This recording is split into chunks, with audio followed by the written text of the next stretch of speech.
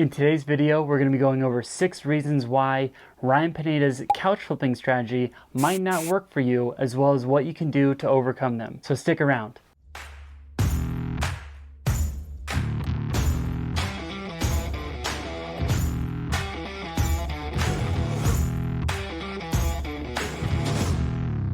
Hey everybody, I'm Side Hustle Steve, and this channel is dedicated to showing you how to earn the money you want with side hustles you can do at home. I've changed the channel name like 3 times now in the last month and a half, but I think this one's gonna stick. Last year I paid off $42,000 worth of debt with the help of a few side hustles. This year, my mission is to turn my $600 stimulus check into $20,000 by the end of the year, only doing side hustles. As of last week, I had a total channel profit of $6,286. I'm honestly shocked at how quickly this channel is growing. With the current growth, I should reach 1,000 subscribers by next week, which is like absolutely mind-blowing to me. This is such a cool community to be a part of, so thank you for all the support. I work about 50 hours a week in my normal job, about 10 hours a week doing side hustles, and then another 10 or 15 hours a week writing the script, filming, and editing my YouTube videos. Turns out starting a YouTube channel is kind of difficult, but the energy that I get when I see comments that pop up saying people are thankful for the channel because they've started their own side hustle journey is absolutely awesome. So thank you. As always, before we get into the flipping side of the video, we need to announce last week's $50 winner. After randomly generating a number and sifting through the comments, congratulations to Catherine Frederick, you're the winner. I hope the $50 helps you buy your next furniture flip. For this week's $50 giveaway, subscribe to the show, timestamp the sloth, and tell me if you're team couch flip or team furniture flip. Let me know which one you like learning about or like doing the most in the comment section below. Today, I'm going to go over the top 6 reasons why you might fail doing Ryan Pineda's couch flipping strategies. I've been doing this for about 30 days now, and I've made a decent amount of money.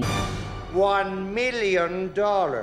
It's been great, but there are a few things to look out for. So let's get into that. Reason number 6. If you don't have a truck, it's going to be very difficult to flip couches. I'm going to get some of the obvious ones out of the way first. Not having a truck is definitely one of the more obvious reasons not to get into couch flipping. Still possible, but it makes it more difficult. If you don't have a truck, you're most likely going to have to rent from U-Haul. Whenever you rent from U-Haul, it's anywhere from $29.99 to $39.99, depending on the size of the truck. On top of that, you have to pay roughly $1.35 per mile that you drive the truck. Every time that I drove a truck, I ended up spending roughly $50 to $75. That's going to affect your bottom line pretty dramatically. On top of that, there were several days where I actually could not find a truck in my area. And when you're trying to do couch flipping the right way, you need to take advantage of certain sales and bargains. You need to jump on that immediately. And when you don't have a truck and you can't take advantage of those sales or free couches that hop on the marketplace, then you're gonna have a tough time finding these screaming deals. There are a few ways to get around this, however. I ended up buying a truck because I knew that I was going to commit to this for the long term. And actually at that time, I had already profited enough so that my profits paid for a used truck. But before I did that, I was renting from U-Haul. I ended up getting it to a point where I was just structuring my day around the rental,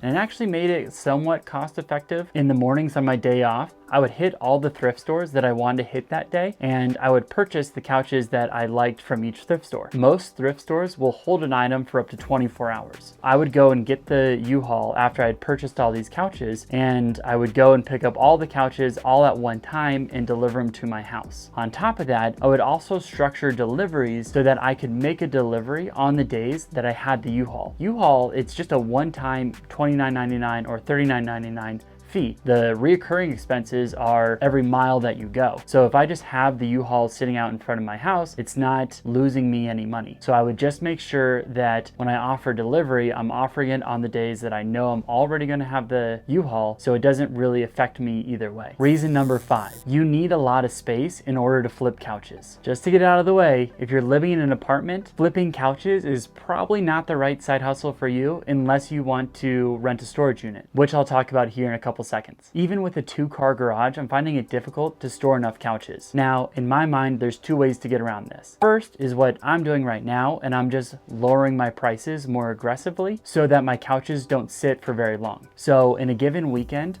I'll list the couches Saturday morning, and I'll list them for the price that I want to get. So if I think I could get like $350 or $300 for a couch, I'll list it at that. And then by the end of Sunday, if I don't have any hits or if I don't have any major interest in the couch, I'll lower it pretty aggressively to a price that I know it's going to sell, which is typically right around $200. Now, the other option is just to purchase a storage unit. There are several storage units around here where they give you like a 1 month for free, or they give you like a free trial of some sort. If you want to get started into couch flipping and you're in an apartment or you don't have a lot of space, then getting a storage unit might be the best option for you. Reason number 4, if you live in a small town, it's going to present some big problems. If you live in a town of a couple thousand and you don't have any neighboring cities that are a bit larger, couch flipping might be very difficult for you to do. I live in an area of roughly 140,000 that I have access to within a probably 30-minute distance. Although this is much smaller than the areas that I used to live, like a Phoenix or a Kansas City, this is still large enough to where I can make couch flipping work, and I have enough people looking at my listings that I constantly have enough people that are looking for couches and enough people that are selling couches. Know your market, do some research, go on Facebook Marketplace and look up the couches that are selling in your area. You can save each one of the couches that are listed for prices that you would want to get, so probably in the 200 to 400 range. Save those listings and see when they sell. If they're selling fairly quickly, then you have a good market and you should get into couch flipping. If it's taking them 4 weeks to get a couch sold, then it might not be the right area for you to be flipping couches. Reason number 3, if you want to get started on a side hustle for 0 money down,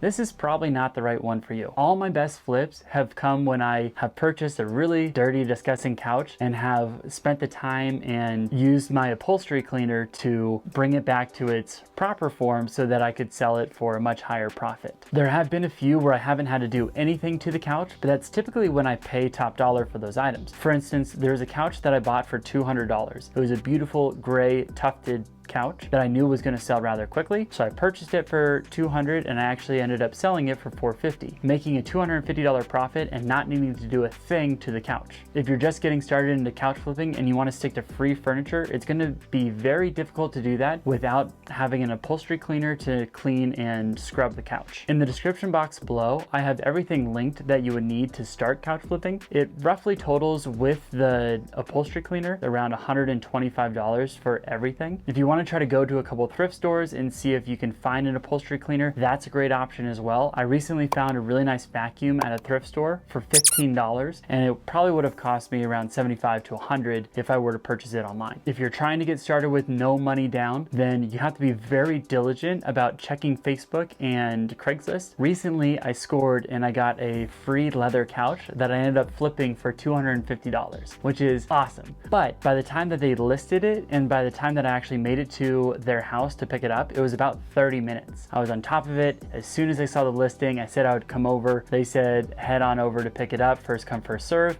and I was in my truck and I was ready to head over there. If you're not diligently looking at Facebook Marketplace and Craigslist for these amazing once in a blue moon sales, then you're going to miss them. Reason number 2, you need lots of time. If you really want this side hustle to go well, you need to be diligent about checking Facebook Marketplace, checking Craigslist, responding to messages, and making sure you're capitalizing on all sales that come through and all potential buyers. This isn't a set it and forget it kind of business model. On average, it takes me anywhere from 3 to 5 hours for each flip. For 3 hours, that includes scanning through Facebook, Craigslist, or going to thrift stores, picking up the couch, bringing it back, staging it, taking pictures of it, then posting it on Facebook, and then also going through the comments and making sure that I'm staying diligent on anyone that's interacting with me trying to purchase the couch. 5 hours is if I'm going to be putting some work into it, whether I need to do an upholstery cleaner or whether I need to to wash all the cushions or something like that. Although that's not a lot of time, that is still work that needs to be done each and every couch. You need to constantly be looking for the deals that are coming through. You need to constantly be looking through thrift stores and going to places like that so that you can find your next bargain couch to flip. To cut down a little bit on time, I have found the thrift stores in my area that I go to religiously each and every time. So in the morning, typically I'm checking Facebook and Craigslist, and that's a good time to see who's posting for the day. And whenever I have any downtime throughout the day, I'll check Facebook and Craigslist. Most of the time just clicking on the furniture section or just typing in the search bar couch or sectional couch or sofa, just so that I could see the new listings that have appeared. I have 3 thrift stores that I go to whenever I have available time. I know not to look at the other ones because what I've found from my experience, they can be hit or miss, but a lot of the times they're misses. And if I only want to spend a couple hours searching for new couches, I'm not going to go to the places that could be or could not be misses. I'm going to go to the ones that I typically find couches at each and every time. On top of that, I ended up setting a quick text filter on my phone, so whenever I get a message, I can just type 3 letters and it automatically makes a response for me. That has cut down on a lot of time that I've spent going back and forth or trying to figure out the right words to say to each individual that comes through. So you don't want to spend too much time trying to write out a novel each and every time. You just want to give them something quick and easy to digest, and if they actually are interested, they're going to reach back out to you. Reason number 1, the physical labor side is no joke. I'm 6'4", a former professional athlete, and I've struggled on more than one occasion to either load or unload couches from my truck. If you don't picture yourself moving furniture in and out of trucks, then this is probably not the right side hustle for you. Oddly enough, this is actually one of the reasons why I like this side hustle. In my day job, I'm sitting down, not doing anything, not being active, and so this gives me an opportunity to get some lifting in with the couches